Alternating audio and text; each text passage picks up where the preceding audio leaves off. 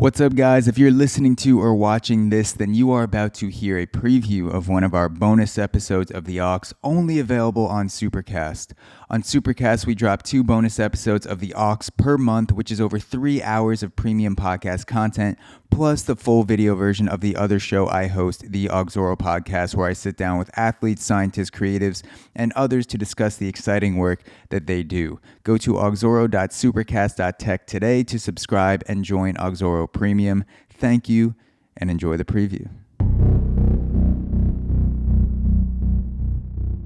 Yeah, so there's a song that Sesame Street released called "Proud of Your Eyes," and it's for anti-Asian hate. It's like against Asian hate, and I thought it would be fun. That sounds racist by itself. Yeah, it's called "Proud of Your Eyes," and I thought they're doing the opposite of what they're trying to do.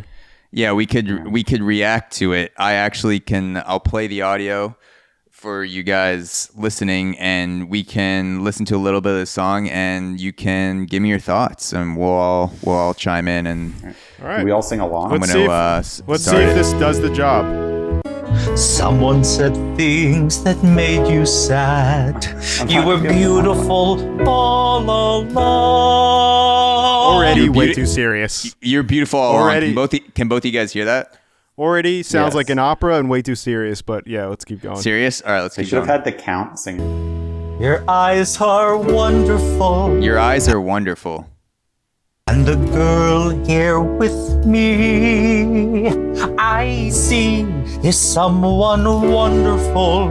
Yes, the girl here with me is someone wonderful. Your eyes tell the story of your family. Your eyes tell the story of your family. Not good. Not good. That's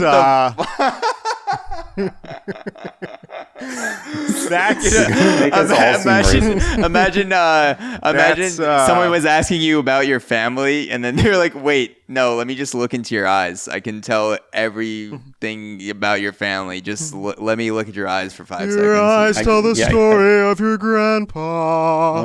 Were you the one who sang? Wait, I'm seeing your grandfather got massacred on the beach at D-Day. I'm picking that up in your eyes. Yes. Yeah. I feel like this is a miss. I feel like when Disney added the gay character to the show, I thought that was like pretty good what they did. This seems a little like a miss so far with this song. Is this all they did, just the song, or did they like introduce a new character? Yeah, I mean, all I saw was they released the song "Proud of Your Eyes," and there was a little skit build up where this girl comes in and this guy, it's the older Asian guy, and this black boy and an Asian girl that are standing there, and the Asian girl is like saying something about her eyes, and then the old Asian guy just starts breaking out into song about why you should be proud of your eyes. I like when they introduce a character, like a gay character or a black character or whatever, because then they just integrate them into the show, and they kind of make it like it doesn't matter their race, they're just another character on the show. This seems like weirdly putting too much focus on, like, I feel like it's going to make kids focus a lot on like what they look like now, instead of just being like, oh, we're introducing this new Asian character and they're just the same as everyone else. Like, or asking questions. I feel like Disney's usually good at having Sesame Street. Oh my God, Disney's going to shoot me. Sesame Street's usually good with having like new characters and then letting the kids or whoever like ask them questions like about themselves and learning stuff. But yeah, I don't know. So far, is the song still have more, or was that? Yeah, let's jump back in. They show where you come from and how you came to be. The color, the shape, and the size should always make you proud of your eyes. The shape, the color, and your size should always make you proud of your eyes. I think you're supposed to look at someone as a whole human being, and what they're doing is just drawing attention to a racial difference. So it's just not. Well, it's weird to me because I can see acceptance. It's always good to accept people for the way that they're born, whether it's your race or sexuality or whatever. You can accept people for who they are, but to me, it's weird to be proud of someone for something that's not an accomplishment, or it's like being proud of yourself for having blonde hair, or being like proud of yourself for being white, or having like a certain physical feature. It's like you can accept people, but to then say, I'm going to be proud of you for this, like you didn't do anything. It's just like the shape or the color. You were just born. You could be proud of your heritage or proud of your family or your lineage. See that? That makes more sense.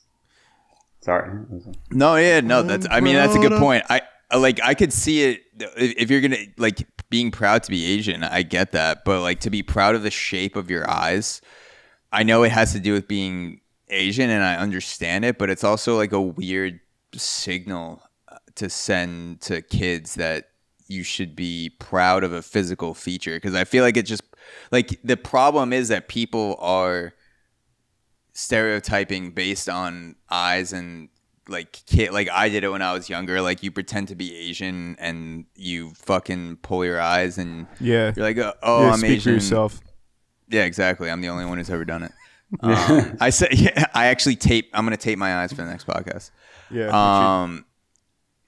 I feel like you're trying to make the point to not pay attention to a physical feature and judge someone by physical features by writing a song about it.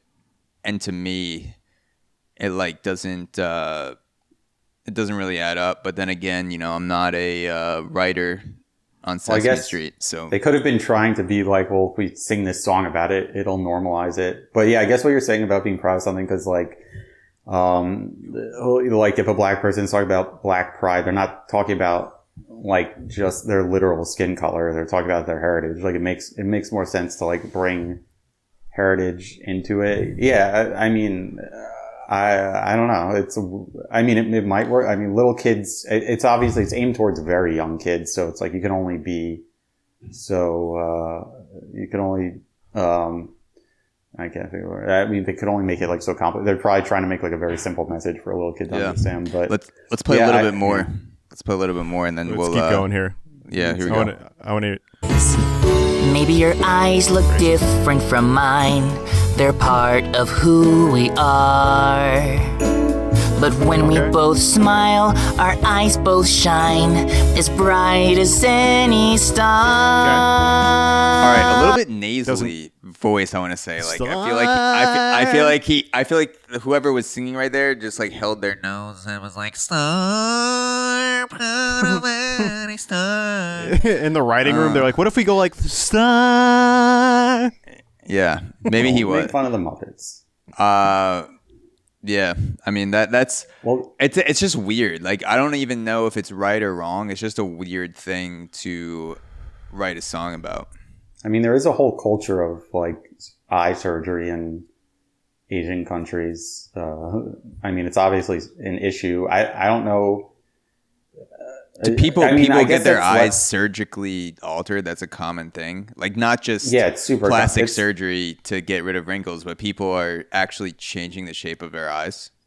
Yeah, it's like super. I think it's like people getting nose jobs in the US. I think a lot of girls just like do it at a certain point. It just like make their eye, give them like the I don't know if it's just called, but give them like the eyelid, like with eyelids are different for Asian people, but it makes it so their eyelids, like they have the fold in their eyelid. I forget what it's called, but it gives them like that fold in their eyelid. It's because, I mean, it's just because I guess white culture is like penetrated so many other countries they're like the ideal to a lot of people now are like white people. So it like, I mean, I don't know the whole background behind it, but I do know it's really common. Like tons of people get it.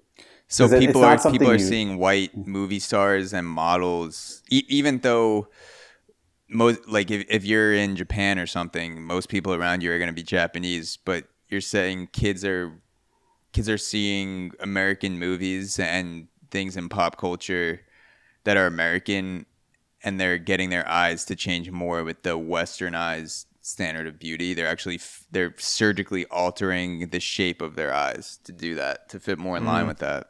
Yeah, it's like eyelid. I think there's a specific name for it, but it's basically an eyelid surgery. And yeah, you wouldn't like, I don't think it looks fine when they do it, but it changes like the shape of the eye, what this song is singing about. But I know that I'm pretty sure it's very common, like tons and tons of people get it because it's like a mix. When you see, there's a lot of Asian people like too that are mixed or whatever and don't have the like typical Asian eyelid, but I think a lot of people try to match that look. Yeah. But it's interesting. Sam Harris talks about a world where people are disinterested in race and any characteristic that you're born with. So, for example, something like your eyes or the color of your skin, people would think about that as like someone with blonde hair or brown hair. So, you know, the first Asian president wouldn't really be a big deal because it would be like we had a president that also, like the first blonde-haired president. And I agree with him that we would have a better world if people became much less interested in race and much less interested in having race and sexuality as a primary characteristic and taking it on as an identity. Mm-hmm. But I don't know if paying attention to it is talking about it more making people less interested in it, or is ignoring it's just going on and acknowledging it without making a big deal out of it the better way to go? Is it what it's such a huge part of the conversation, especially today, and a lot of times I think in the back of my mind, what if we just didn't talk about it as much? I don't know. I go back and forth on that. I think you have to have Oh, you could talk, Matt. No.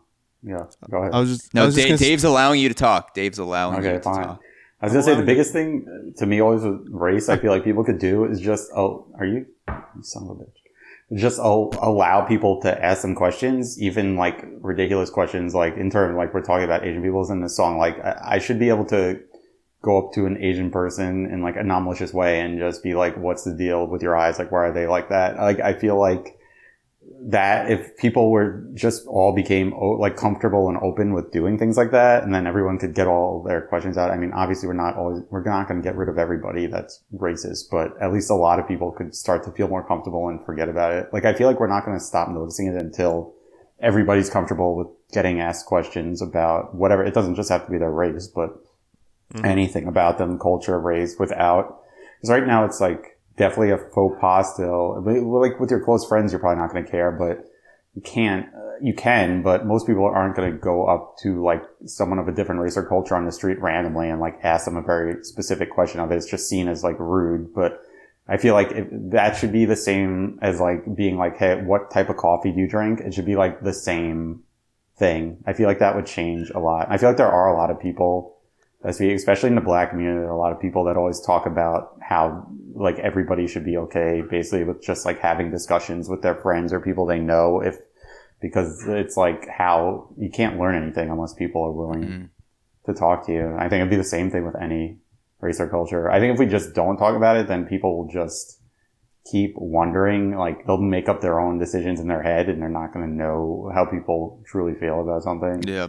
And also, obviously, everyone's different. There's not going to be one answer. Like every different person, every white person or black person or Asian person is going to have a totally different point of view. But it's a weird dynamic because you have people from marginalized communities. Take Black people, for example. You have Black people that want you to learn about they want you to learn more about racism, what Black people go through on a daily basis. And then there's a certain percentage of Black people, a small percentage of Black people, I would argue, that when you do ask questions or when you vocalize your want of more information, they will say, well, it's not my job to tell you about my experience. You have to figure that out on your own. And I understand that, but it's also mixed messaging because you're saying you want people to learn more about something. And then when they ask questions, you're saying, don't burden me with the education.